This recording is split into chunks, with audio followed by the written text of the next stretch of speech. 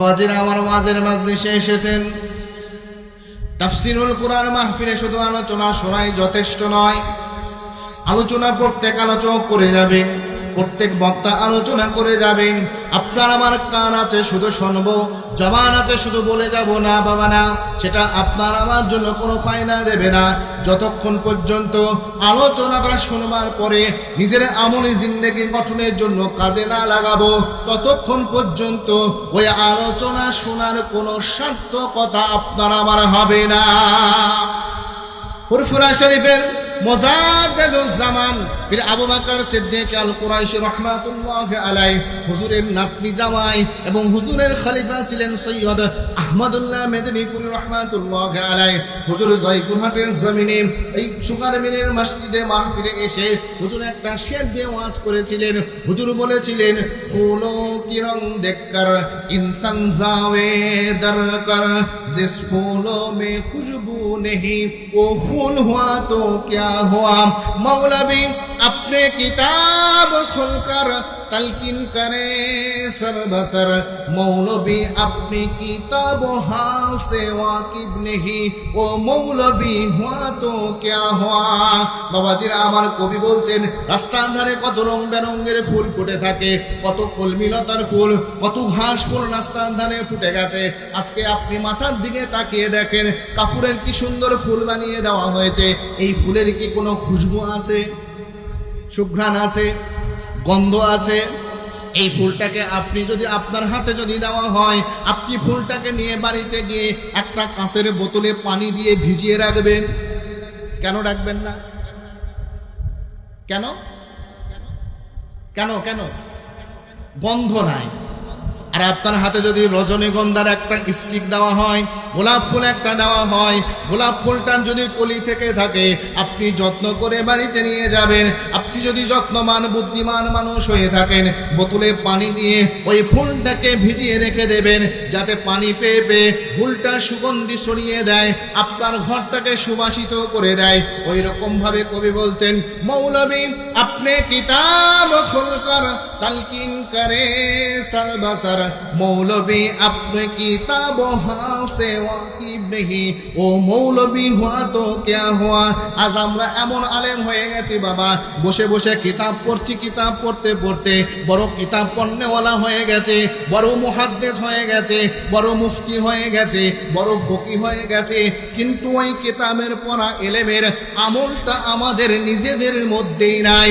এই জন্য কবি বলছেন, ওই খুশবুহীন ফুলের যেমন কোনো দাম নাই, শুধুমাত্র আমলবিহীন কোনো আলেমেরও চার পয়সা কোনো দাম আমার আল্লাহ তাআলার দরবারে নাই। আছে? দরকার কোনটা? দরকার কোনটা? আমল।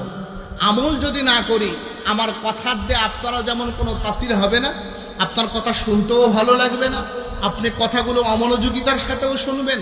আমল যে সব মানুষ করে তা কিন্তু হয় না বাবা। সবাই যদি আমল করতো, এত মাহফিলের দরকার পড়তো? এক মাহফিল এক এলাকার জন্য যথেষ্ট।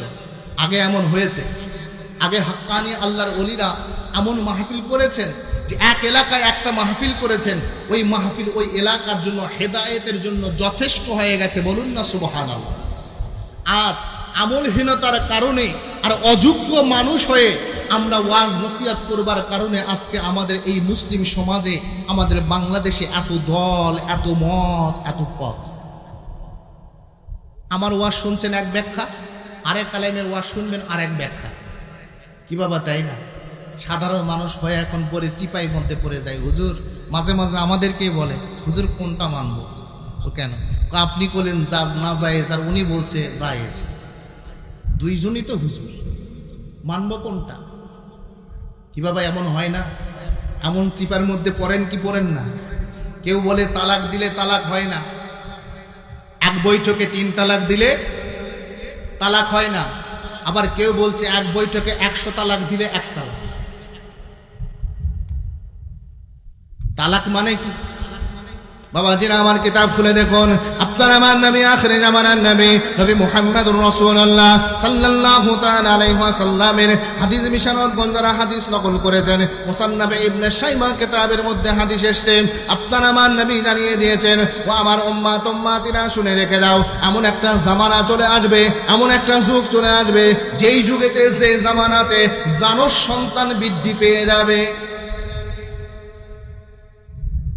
কথাটা বুঝবেন, যার সন্তান বৃদ্ধি পাবে, আমার নিজের কথা বলছি না, আল্লাহর নবীর কথা বলছি, হাদিসের কথা বলছি, হাদিসের সনদ সহিহ।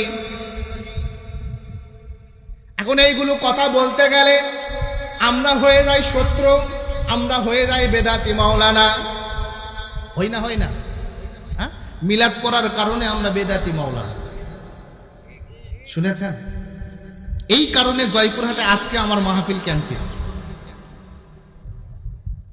জয়পুরহাটে কেন্দ্রীয় মসজিদ, কেন্দ্রীয় ঈদগাহ মাঠে আজকে মাহফিল ছিল। আমাকে এখান থেকে ফোন দেওয়া হয়েছিল যে এই প্রোগ্রামে দাওয়াত নেওয়ার জন্য। আমি বললাম যে না, ওখানে জয়পুরহাট শহরে প্রোগ্রাম হবে, আমি একদিনে দুটো দাওয়াত নেব না, নিতাম যদি বড় প্রোগ্রাম ওটা না হতো। দাওয়াত নিলাম, রাজনীতির গ্যারপ্যাস করে আমাদের মাহফিলটা বন্ধ করে। এই যে শোনেন, এখন কল্পনা করেন আপনি, ফ্যাসিস্ট 16 বছর ছিল, এখনো আছে না গেছে? হ্যাঁ, এটা বললে আমি দোষী, এটা বললে আমি অপরাধী।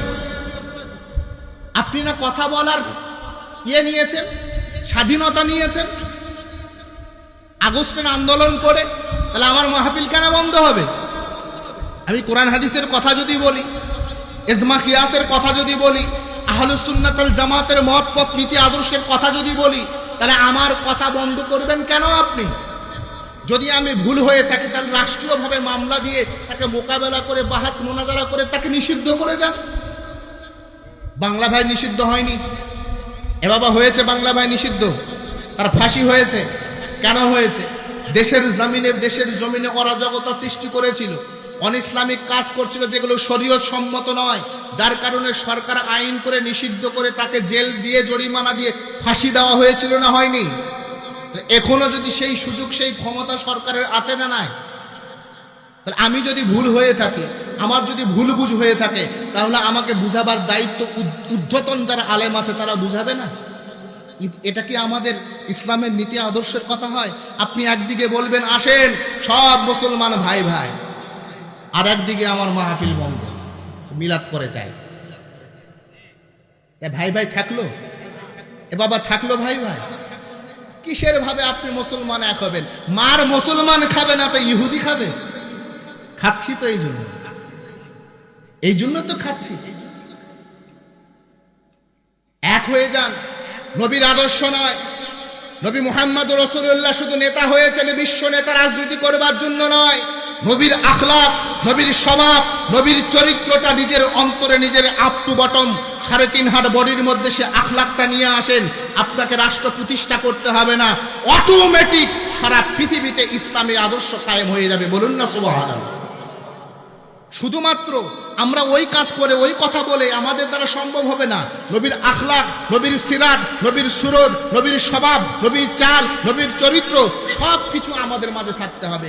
আজকে যদি একটা হিন্দু মানুষ এখানে দাঁড়িয়ে থেকে যদি বলে যে আমি মুসলমানদের একটা ধর্মীয় সভা হচ্ছে, আমি একটু দাঁড়িয়ে শুনব, আমি কথার কথা বলছি। একটা হিন্দু মানুষ ওখানে দাঁড়িয়ে থেকে বলছে যে আমি হিন্দু মানুষ, আমি তো এখানে বসতে পারবো না, আমি দাঁড়িয়ে থেকে শুনবো। আপনি আল্লাহকে সাক্ষী রেখে বলেন তো বাবা, আমাদের কথার দ্বারা ওই মানুষটা ইসলামের দিকে ঝুঁকবে? যে ওয়াজ বর্তমান বাংলাদেশে চলে, ঝুঁকার সম্ভাবনা আছে? অর্ধেক আলোচনা আমাদের সমালোচনা, আলোচনা যতটুকু সময় পায় তার অর্ধেকটা সমালোচনা। আপনি বলবেন হুজুর আপনিও তো করছেন, আমাকে যে বলিয়ে নিচ্ছেন আপনি, আমি না বললে তো আপনি আমার এই বলার শক্তিটাও কেড়ে নেবেন। বাবাজিরা আমার কথা বাড়াবো না, শেষ করব। আমি আর আপনাদের সামনে কথা বাড়াবো না, কথা সংক্ষেপ করে দিচ্ছি। যে কথাটা আপনাদের সামনে বলবার উদ্দেশ্য, মুসলমান হিসাবে যদি এক হতে চায়, মুসলমান হিসাবে যদি এক দল হতে চান, দল মত জাতি ধর্ম নির্বিশেষে যার যার মাসলাক তার সাথে শরীয়তের মূল বিষয় নিয়ে যদি ইখতিলাফ থাকে, তার সাথে কোনো আপোষ নাই। কথা বুঝতে পারছেন? শরীয়তের মূল বিষয় নিয়ে যদি কারো তাকে মতবিরোধ থাকে, তার সাথে কোনো আপোষ নাই। ফরুরি মাসলা, আপনি মিলাদ পড়েন আলহামদুলিল্লাহ, আমি পড়ি না আলহামদুলিল্লাহ। আপনি কিয়াম করেন আলহামদুলিল্লাহ, আমি করি না আলহামদুলিল্লাহ। আপনি তাবলিগ করেন আলহামদুলিল্লাহ, আমি তাবলিগ পছন্দ করি না আলহামদুলিল্লাহ। আপনি জিকির করেন আলহামদুলিল্লাহ।